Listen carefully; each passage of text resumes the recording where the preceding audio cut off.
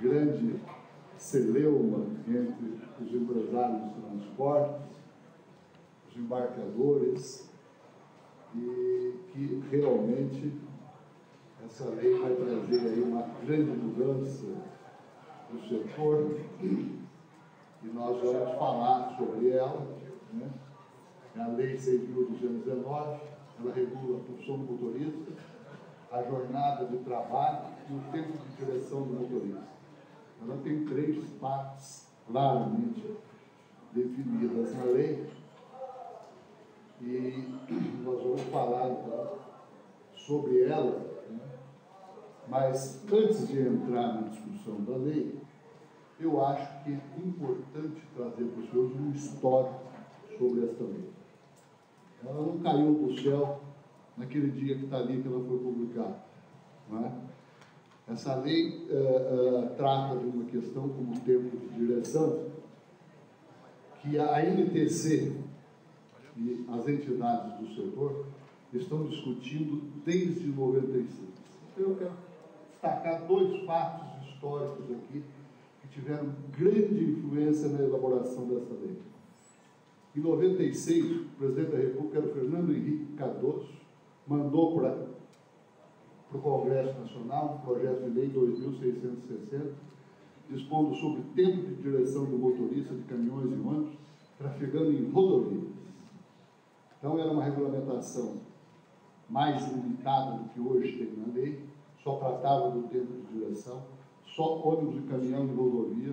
Esse projeto entrou no Congresso Nacional em 96, foi discutido lá durante 12 anos.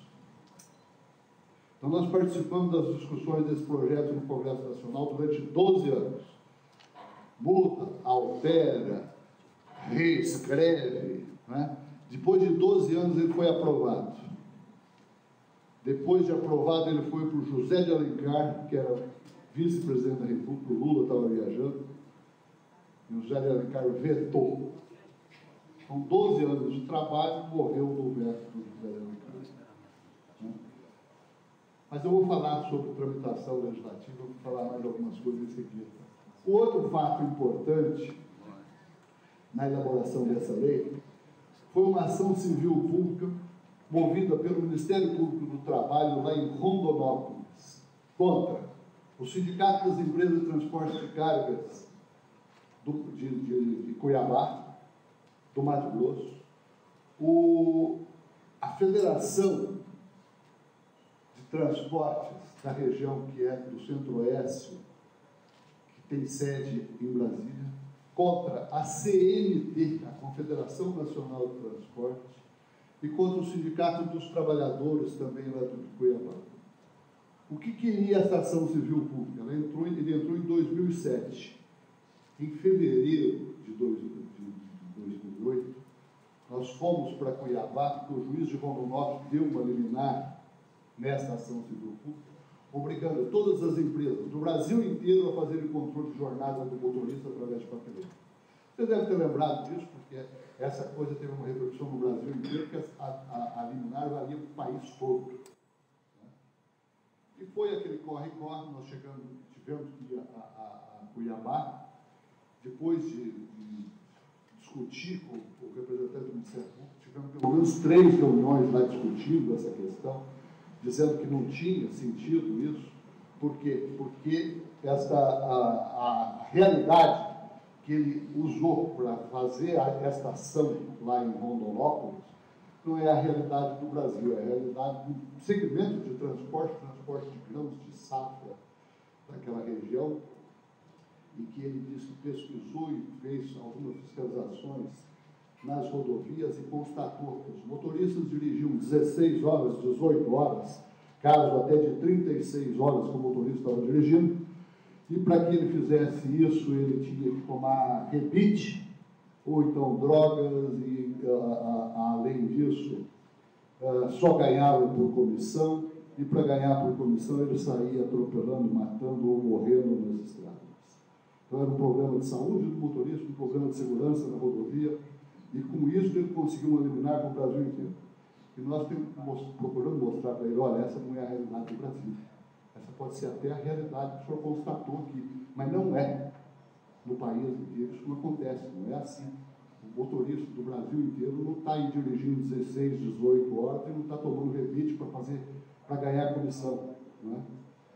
Mas, depois de muita discussão, né, o que nós conseguimos, na verdade, foi revogar a liminar, porque como tinha a CNT como parte, como tinha como objetivo a abrangência nacional, nós conseguimos demonstrar para o Tribunal do Mato Grosso que a ação não deveria ocorrer em Rondonópolis, mas sim em Brasília. E essa ação acabou sendo deslocada para Brasília. E aí há uma participação importante do Ministério Público nessa questão. Por quê? Porque nós tivemos, durante um longo tempo, né, uma situação aqui no país, né, o transporte durante 60 anos, né, viveu sob a égide do artigo 62. Né. E aí vem uma mudança, que o judiciário começa a mudar e dizer, olha, tem controle sim na jornada de trabalho, é possível controlar a jornada de trabalho. E o Ministério Público entrou com esta ação lá em Rondonópolis, e depois de algum tempo começaram a pipocar outras ações pelo Brasil todo. Né? Eu tive em reunião com o Ministério Público aqui no Rio de Janeiro, eu tive em reuniões com o Ministério Público em Santa Catarina, em Minas Gerais, São Paulo, e aí começa a surgir, então, várias ações. E aí as empresas começam a sentir que era a hora de encaminhar essa discussão para valer. Né? E aí, para encaminhar essa discussão, nós começamos, então, a discutir. Lá em Brasília, o representante do Ministério Público, doutor Adélio, que passou a tocar o processo lá em Brasília, chamou a CNT e falou, nós queremos fazer um acordo, vamos assinar aqui um acordo na situação, regulamentando o controle da jornada para o Brasil inteiro, a CNT assina, todo mundo aí está resolvido o problema. E o que nós dissemos é o seguinte, olha, doutor, não dá para assinar um acordo nessa ação pela CNT, porque a CNT não tem essa força que o senhor está imaginando. Ela não vai conseguir assinar alguma coisa aqui que o Brasil inteiro cumpra. Certo? Agora, um problema mais, nós achamos que isso é pouco, que nós não queremos, pura e simplesmente, controlar a jornada do jeito que está na CLT. O que nós precisamos, na verdade, e nós estamos dispostos a discutir e fazer um acordo, mas fazer um acordo que mude a lei. Nós queremos uma jornada especial de trabalho para o motorista, a exemplo do que existe para o ferroviário, para o aeroviário, para outros segmentos. É isso que nós queremos. E ele se convenceu de que era muito mais amplo aquilo que estava sendo pedido e passou a trabalhar em função de fazer um acordo, não no processo, mas fazer um acordo onde a gente sempre disse para ele que devia ser feito o acordo. Onde? No Congresso Nacional, através de uma lei que aí sim vale no Brasil inteiro e vale para todo mundo. Não é? E aí, então, nós começamos a história. Aí nós fomos ver, tinha 29 projetos de lei tratando desse assunto no Congresso Nacional. Não é? 26 na Câmara, 3 no Senado. O primeiro projeto era de 1988, do deputado Vivaldo Barbosa, sobre a profissão de motorista. Né? A pensado, ele tinha 18 projetos tratando dessa questão. Não é? Os projetos estão todos aqui, ó, listados, se alguém quiser saber quem é. Tem advogado, tem deputado aí do Rio de Janeiro, do Paraná, do Rio Grande do Sul, do Brasil inteiro. Né? Essa é a lista dos projetos que estavam tramitando lá, todos já pensados aqui lá. No Senado, tinha 3 projetos, um do senador Paulo Paim, dois do senador Paulo Paim e um do senador Clésio Andrade. Né? E o projeto que acabou sendo aprovado na Câmara foi esse, e no Senado também, foi esse PL 99/2007, do deputado Tarcísio Zimmermann, que é lá do Rio Grande do Sul. Não é?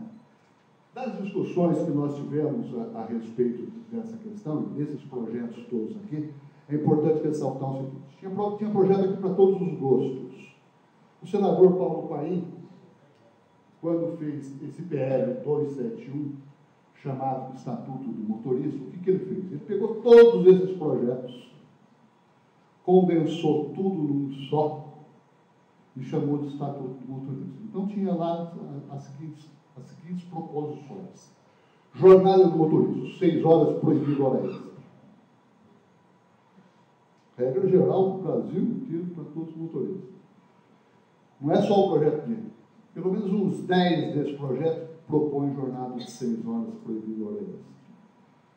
Aposentadoria do motorista, 25 anos. Adicional de penosidade ao motorista, 30% só por ser motorista. Então, eram esses os projetos que estavam tramitando no Congresso Nacional e que nós tínhamos que discutir. E como discutir essa questão? Não é? Nós temos uma jornada de trabalho prevista na CLT de 8 horas, mais 2 horas extraordinárias, já tínhamos previsto isso na CLT, não é? E nós tínhamos que descobrir o que é que nós queríamos de diferente para criar uma jornada especial. O que é que nós fizemos, então, na MTC? A primeira coisa que nós fizemos foi reunir as câmaras da MTC. A MTC tem câmaras por especialidade de transporte. Então, fracionada, reuniu o pessoal da fracionada, onde o problema pega. Reuniu o pessoal de líquido, combustível, onde é que o problema pega. O pessoal de longa distância, ouviu o pessoal que faz transporte internacional. O pessoal que faz transporte do Rio Grande do Sul até Belém do Pará. E para cada um deles, a primeira questão é o seguinte: olha, a jornada de 8 horas para você não tem problema? E a primeira reação é o seguinte: olha, o motorista, a empresa de transporte faz coleta e entrega, em princípio não tem problema. Não é? Por quê? Porque dá para trabalhar 8 horas, 2 horas extras um dia ou outro, não é? O motorista vai dormir na casa dele, então não tem maior problema. Aí a pessoa, não, mas nós temos problema sim. Mas qual é o problema? Não, o nosso problema é que o supermercado deixa o sujeito esperando lá para descarregar, né? 2, 3, 6, 8, 10 horas. Estourou a jornada dele. Não é? Estourou a jornada dele, como faz? Aí ele ganha hora extra. Aí ele ganha hora extra, mas só pode pagar 2, porque pagou mais que 2, a empresa é multada. Não é? Bom, então nós precisamos criar uma situação em que, nesse tempo que ele está no supermercado esperando, né, ele não seja contado como hora extra. Vamos discutir isso? Resolve? Se resolver tirar isso como hora extra, resolve o problema? Resolve. E aí vamos para a longa distância. Qual o problema da longa distância? O problema da longa distância, o motorista para na barreira, é a mesma situação. Ele está esperando para ser fiscalizado. 2, 3. Para na aduana, 2, 3, 4, 5 dias. Então, como é que se resolve essa questão? Tirando isso aí como hora extraordinária, resolve o problema? Resolve. E fomos colocando cada uma das situações. Vocês vão ver, tem, por exemplo, uma situação do transporte de veículo embarcado. Quem colocou isso para ser colocado na lei? O pessoal que faz o transporte de Manaus para o sul do país. O caminhão é embarcado lá numa barca, não se colocou só na barca, mas embarcado em qualquer outro tipo, porque tem o rodotrem. Há algum tempo atrás aí se embarcava o caminhão em rodotrem, não sei se isso vai voltar ou não. Né? A transporte de longa distância, como é que funciona quando a empresa optar por ter 2 motoristas? Então, fomos discutindo cada uma dessas situações. Não é? Então, teve gente que levantou, olha, para nós seria importante ter uma jornada de 12 por 36. Vamos colocar na lei, jornada de 12 por 36. Não é? Podemos criar outras jornadas especiais? Podemos, agora não dá para criar uma jornada especial específica para cada situação. Mas podemos colocar na lei o seguinte: jornadas especiais podem ser negociadas. Através de negociação coletiva, você pode criar a jornada especial como quiser. Por exemplo, como é que resolve o problema daquelas empresas que vão transportar turbinas que são feitas fora do Brasil, chegam no porto e vai lá para Monte Belo, que vai ser construído uma usina? A jornada desse motorista, como é que é? Ele vai passar 30, 40, 50, 60 dias fazendo esse transporte? Não é? Tudo bem, é possível, mas não dá para pôr na lei cada uma das situações, porque a gente sabe que tem situações